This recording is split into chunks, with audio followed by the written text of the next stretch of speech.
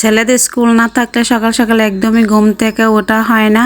যাই হোক, এখন বাজে প্রায় 8:30টার মতো, আর আমি ঘুম থেকে উঠে স্নান টান করে এই তো চলে এলাম ঠাকুর ঘরে। এসেই এই যে প্রদীপ আর আগরবাতি ধরিয়ে নিচ্ছে, এখন আমার গোবিন্দকে জাগিয়ে দিব। আর সকাল সকাল কিন্তু ঠাকুর পুজোটা হয়ে গেলে মনে হয় যে অনেক কাজটাই সহজ হয়ে যায়। যাই হোক, এই তো আমার গোবিন্দকে সবাই দর্শন করে নাও। কি অপরূপ দর্শন, তাই না? সবাই একবার বলি হরে কৃষ্ণ।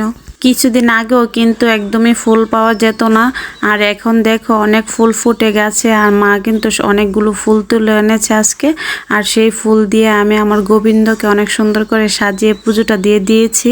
তারপর চলে এলাম সকালের নাস্তাটা বানাতে। আর আজকে কিন্তু রুটি বানাবো না, আজকে করব এই যে পাউরুটি দিয়ে ডিম দিয়ে ভাজি করব, আর সাথে করব রং চা। আর এগুলো কিন্তু আমি একটু কড়া করে ভাজবো, কড়া করে ভাজলে কিন্তু খেতে ভালো লাগে।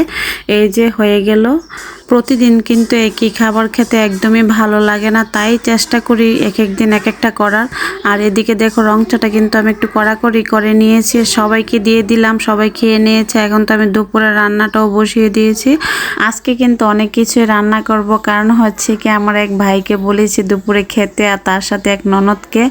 আর এই যে দেখো মাংসটা কিন্তু আজকে অন্যরকমভাবে রান্না করব। প্রতিদিন তো মেখে রান্না করি, আর আজকে ভাবলাম মশলাটা কষিয়ে ভালোভাবে রান্না করি। মশলাতে কিন্তু তেল ছেড়ে দিয়েছে, আর আমি মাংসটাও দিয়ে দিয়েছি। এখন ভালোভাবে মাংসটাকে কষিয়ে নিব। আর চলো আজকে কী কী রান্না করলাম তোমাদের সাথে শেয়ার করি। এইখানে রান্না করেছি বড় বড় পাবদা মাছ দিয়ে ভুনা করেছি, ধনিয়া পাতা কুচি করে দিয়েছি। আর এখানে করেছি বেগুন আলু চিংড়ি মাছ দিয়ে শুকনা ভাজি। তারপর করেছি একটা সবজির ডাল। আরেক চুলা দিয়ে বসিয়ে দিলাম এখানে পোলাওটা, আর পোলাওটার মধ্যে কিন্তু গাজর কুচি করে দিয়েছি, আর সেই জন্য কিন্তু কালারটা এরকম হয়েছে। যাই হোক, মাংসটার পোলাওটা হলেই কিন্তু আমার রান্না বান্না প্রায় কমপ্লিট।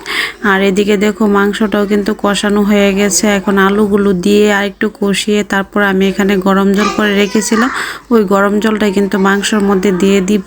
আমি তো রান্না করে নিচ্ছি, আর আমার ননদ এদিকে সালাদ কেটে নিচ্ছে। আজকে বানাবো মিক্স সালাদ, আর মিক্স সালাদের মধ্যে রয়েছে টমেটো গাজর শসা বিটরুট, দিব কাঁচামরিচ কুচি ধনিয়া পাতা কুচি, আর সাথে সরিষা তেল দিয়ে মেখে নিব। আর এই মিক্স সালাদটা খেতে কিন্তু সবাই অনেক পছন্দ করে।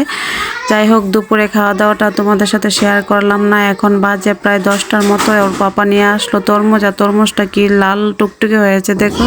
এখন আমরা সবাই মিলে খেয়ে নেব। আর আজকের মতো এখানে বিদায় নিচ্ছি।